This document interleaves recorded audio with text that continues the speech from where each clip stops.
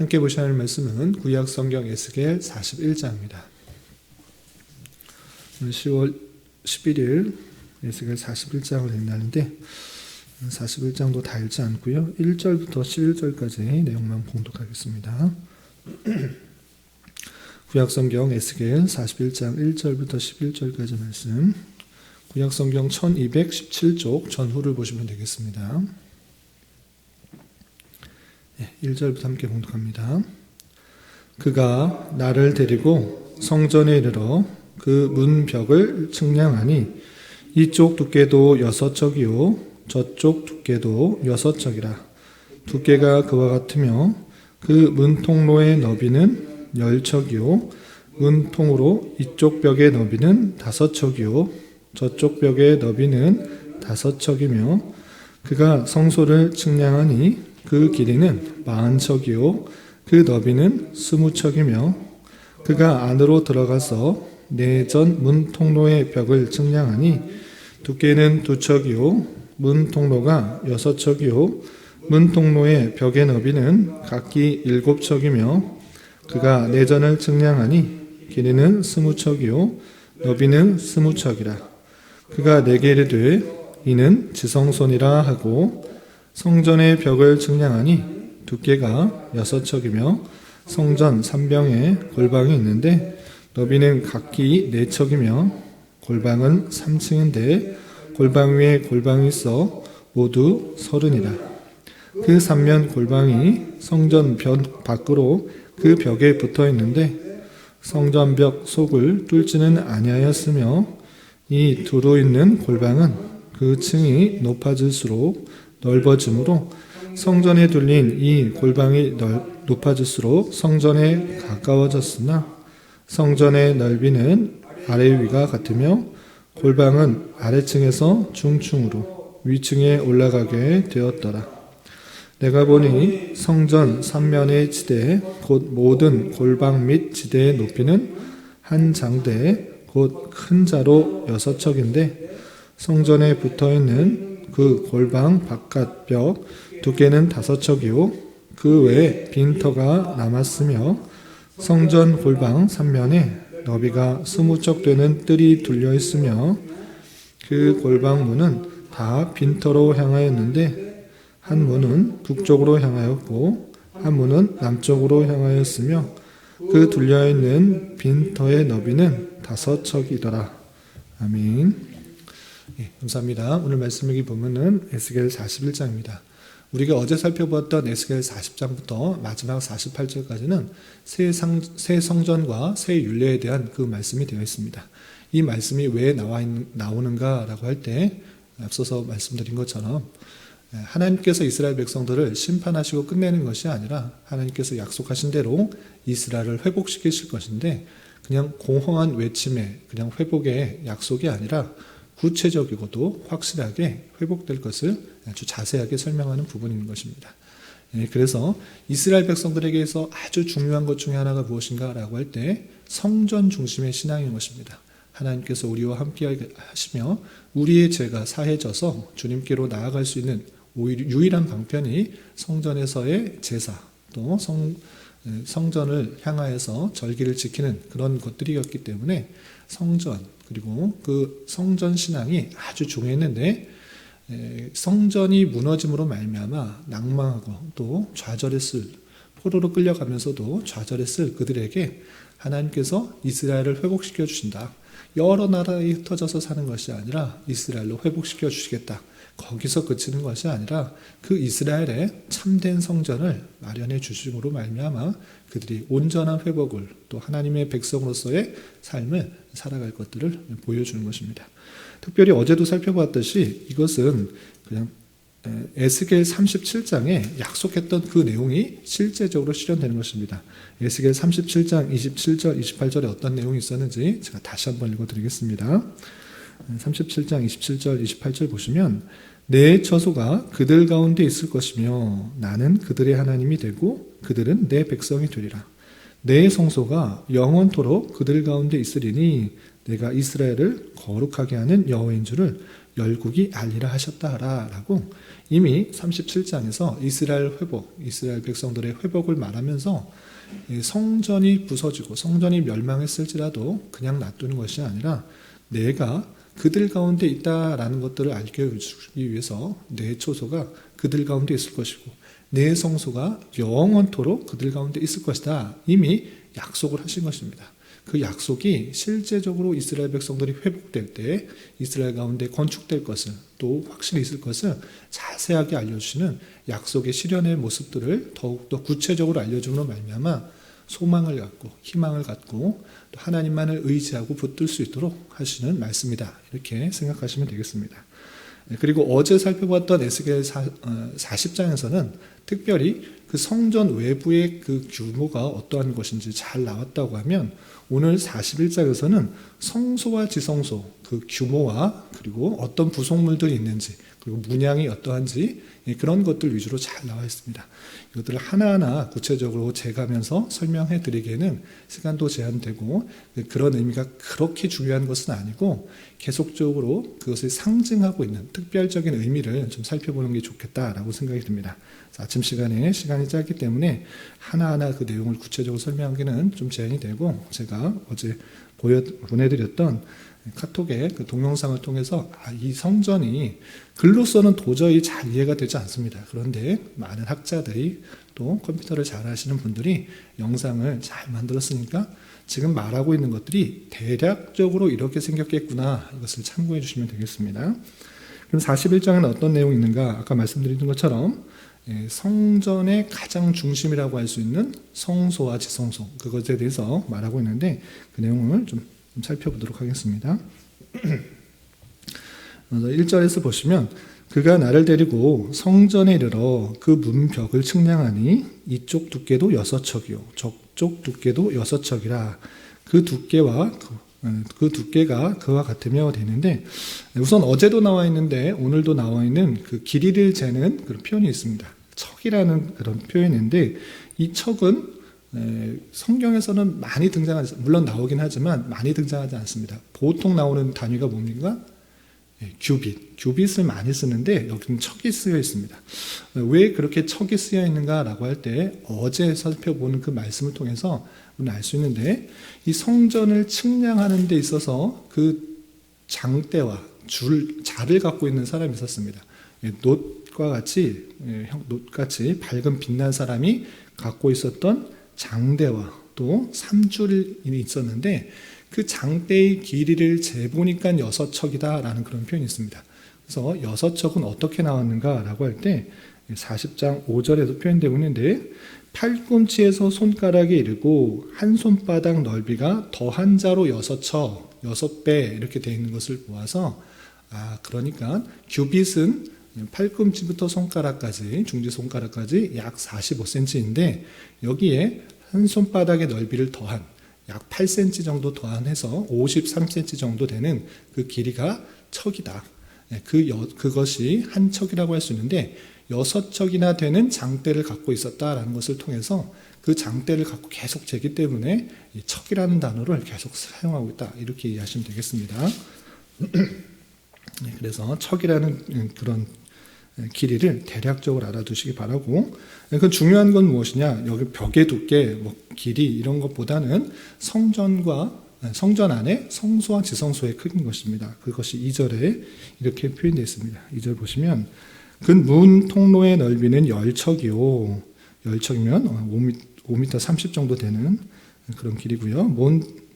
문 통으로 이쪽 벽의 너비는 5척이요 저쪽 벽의 너비는 5척이며 그가 성소를 측량하니 그 길이는 40척이요 그 너비는 20척이다 이렇게 되어 있습니다. 여기서 다른 것들은 잘 모르겠는데 중요한 단어가 성소입니다. 성소를 측량했더니 그 길이가 40척 너비는 20척 40척과 20척 되는 성소가 있는 것입니다. 성막을 만들 때도 성소가 지성소가 있었고 성막이 없어지고 솔로몬 성전을 세울 때도 성소가 있고 지성소가 있었습니다. 하나님께서 성소와 지성소를 통해서 분명히 뜻하신 것이기 때문에 그것을 알려주었는데 똑같이 성소의 그 규격이 주님께서 말씀해 주신 성막과 또 지성소의 그 규격을 잘 따라가는 것을 볼 수 있습니다. 어떻게 되어 있느냐라고 할 때 지성소는 항상 정방향으로 사방이 똑같은 규격으로 되어 있고 그것의 2배 되는 크기가 성소였던 것입니다. 성소와 지성소는 2배 되는 그런 규모가 있는데 여기서도 마찬가지로 길이는 40척, 너비는 20척인데 그럼 지성소는 어떻게 되어 있는가? 4절에 이렇게 표현되어 있습니다. 4절 보시면 그가 내 전을 측량하니 길이는 20척이요 너비는 20척이라. 길이와 너비가 20척 똑같이 되어 있는 그 규격을 볼 수 있습니다. 그리고 그것이 무엇인가 라고 할 때 그가 내게 이르되 이는 지성소다 라고 하면서 지성소는 사방 정방형으로 똑같은 규격의 지성소가 있는 것이고 그것의 2배 되는 크기 그것에 성소가 있다.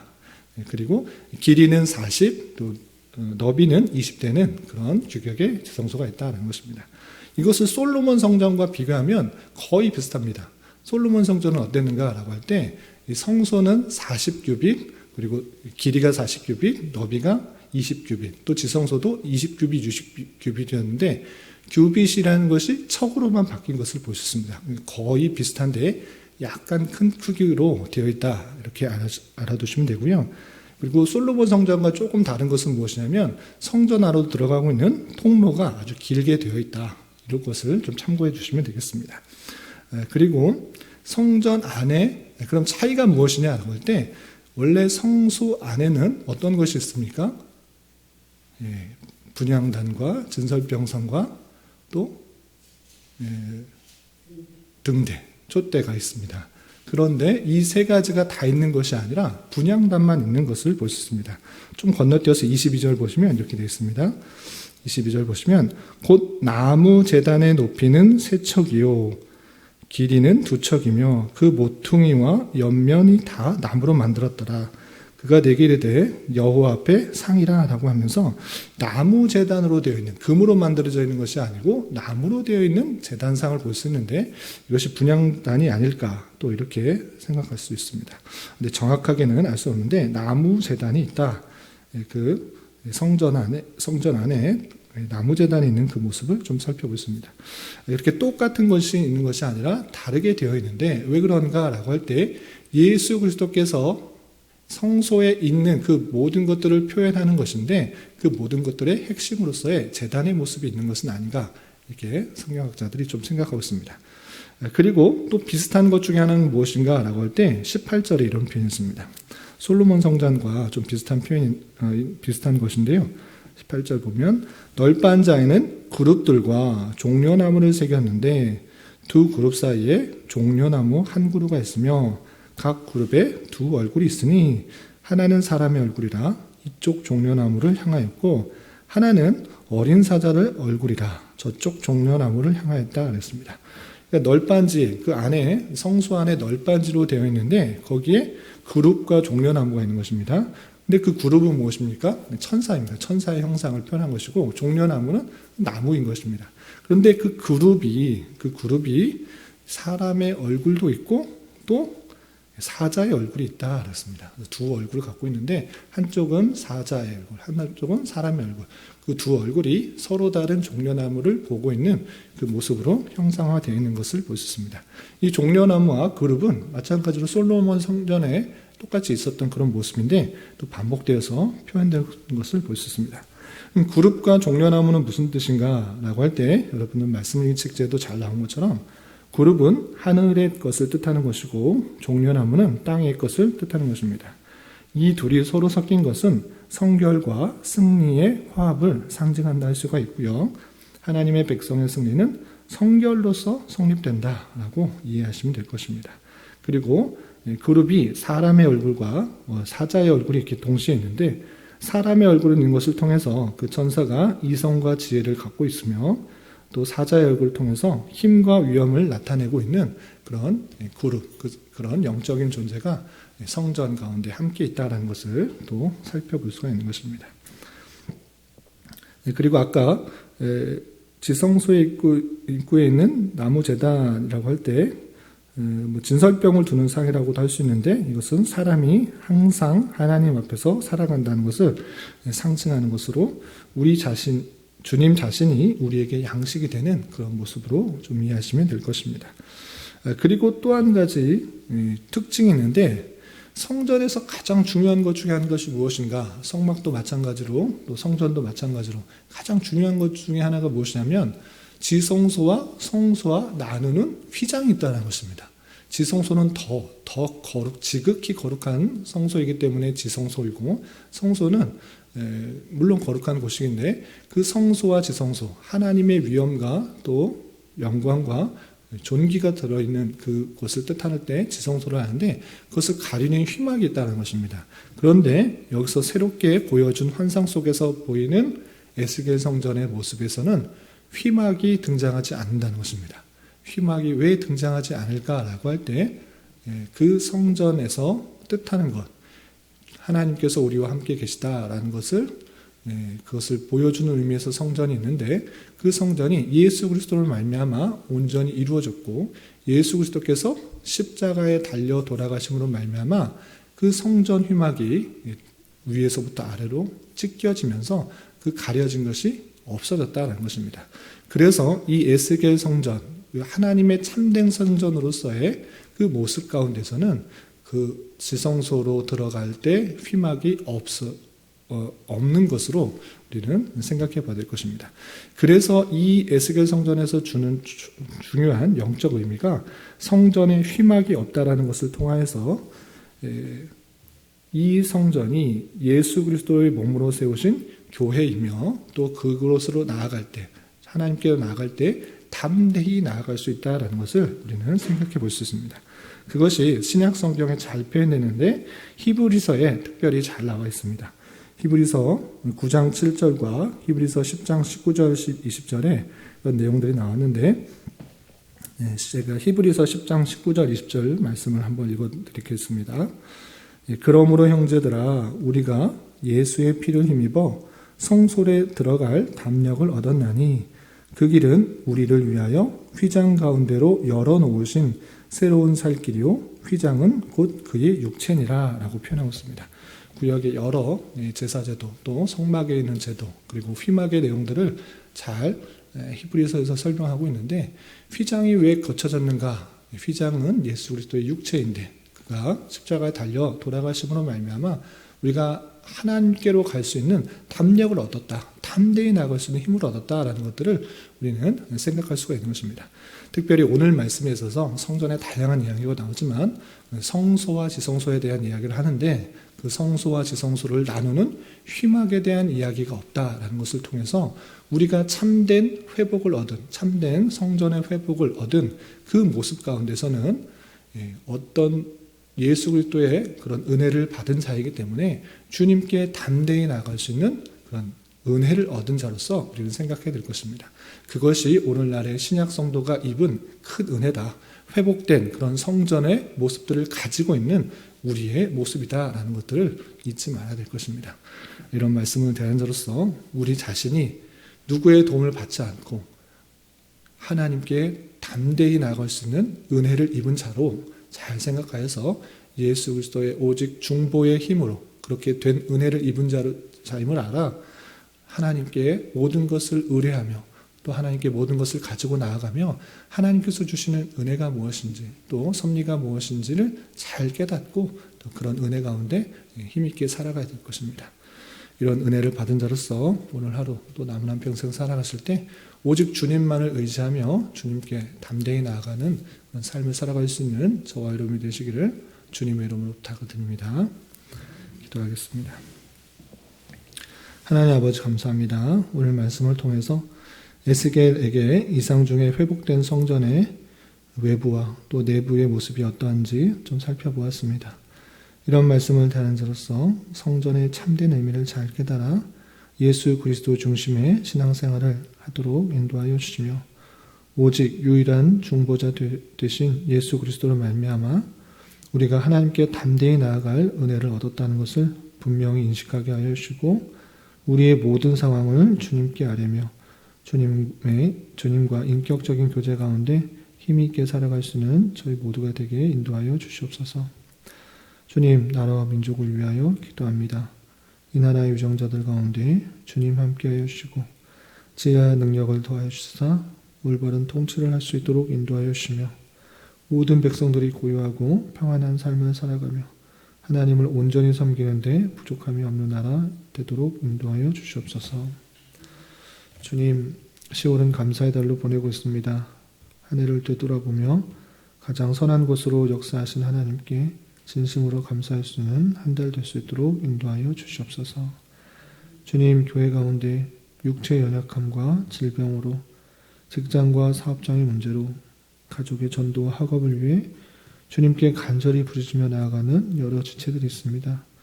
주님, 그들과 함께해 주시고 그들의 기도 응답해 주시사 우리의 기대와 바람보다 훨씬 더 풍성한 것으로 채우시는 하나님을 깊이 경험할 수 있도록 인도하여 주시옵소서.